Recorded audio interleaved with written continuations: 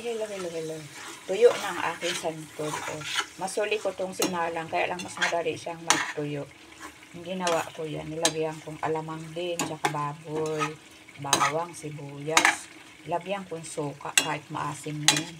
Kasi diba ang suka, yan ang mga sikreto para hindi mapanis ang ating niluto. Kaya yan, ilagyan ko yung suka. Diba, oh, tuyo na, ay, tumalsik. Ilagyan kong alamang. First time ko ata magluto nito. Kasi nasarapan ba ako doon sa natikmang ko doon sa despedida ni Mami Laber.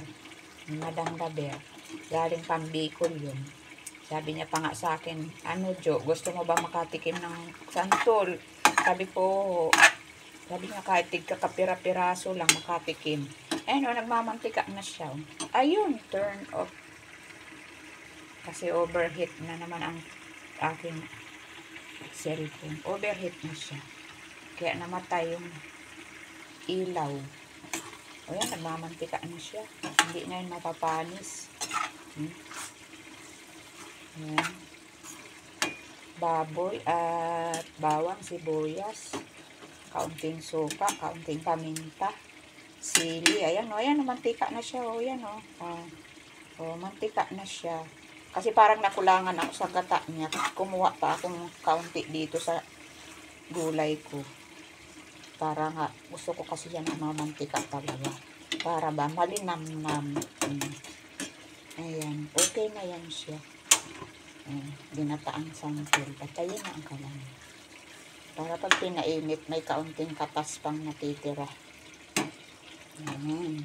Lagay ko yung sili. 3 sili dito. Tapos doon sa gulay, 4. Yan, 3.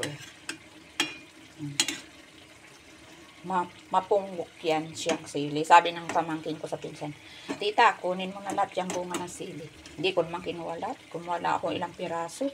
Kasi, pag-aanhin ko naman yan. Marami pa ako ditong sili. Yung mga maliliit na galing Bicol. Ayan o. Ayan o. Puno ang ketchup. Kaya, hindi ako kumuha nung binibigay ng mataas pa sa akin ang puno ng sili niya.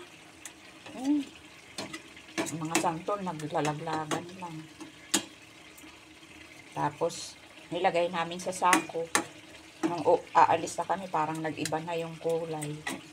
Kumuha lang akong 7 piraso. Para buhat-buhat muna ako niyan. Bye! Thanks for watching! Salamat sa support! Bye-bye!